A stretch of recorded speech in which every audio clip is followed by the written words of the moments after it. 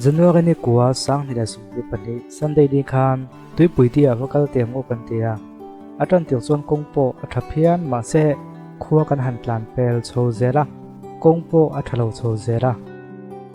atopa phe chuan a khokin a khului lui ane pek mai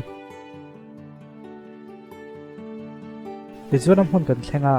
kan motor po a balin a po thakhop maya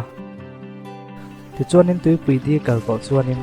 riwa lo lang hasa dok chu sanga en ania sanga lo tam khop maya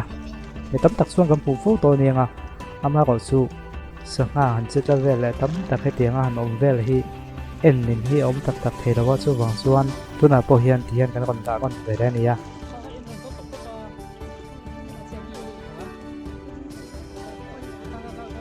heng sanga te hi alian khom em maya alian pol hi ke ziang za nge niang le ke chung ka thiam che rawa ka hisab thiam ve che rawa ama ko chu lian thatak ni lo mani a video kan ena tang po hian kan te thiam mai ka ngani hian chang thop te kan han pe a nei du khop me an lo khap zung zung me a mi khing pon lau lem lo ni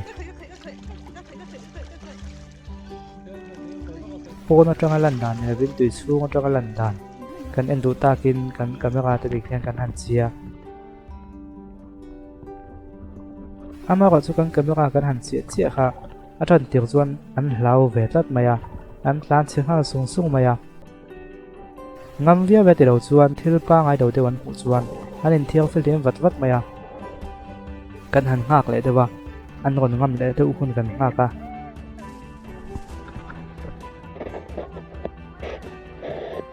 ei chung kan ne yang te kan han pe le ya ti chuan in rai do te chung in an kon kal khom le te luai luai maya chuan chu min ho chuan kan camera chu tuya kan han chia le ya a voi ne voi thum na chuan an lau to bik lo ni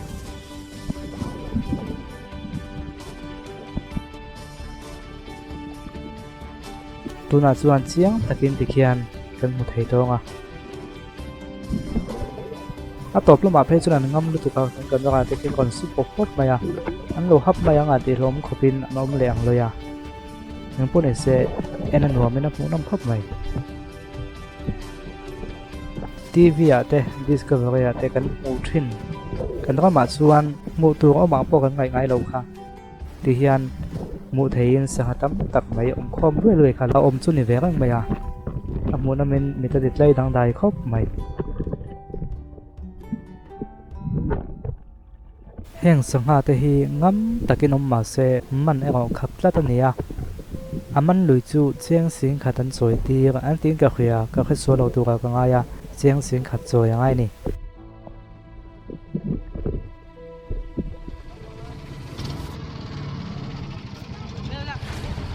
ti chon tu na hian longa kan chuang do na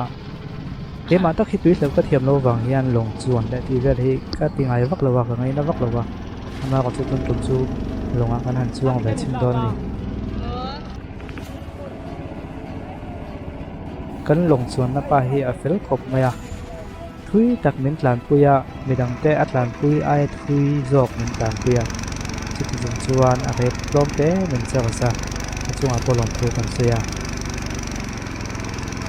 a view te hi moya tui en kai da a khing put maya anuam dang dai khop mai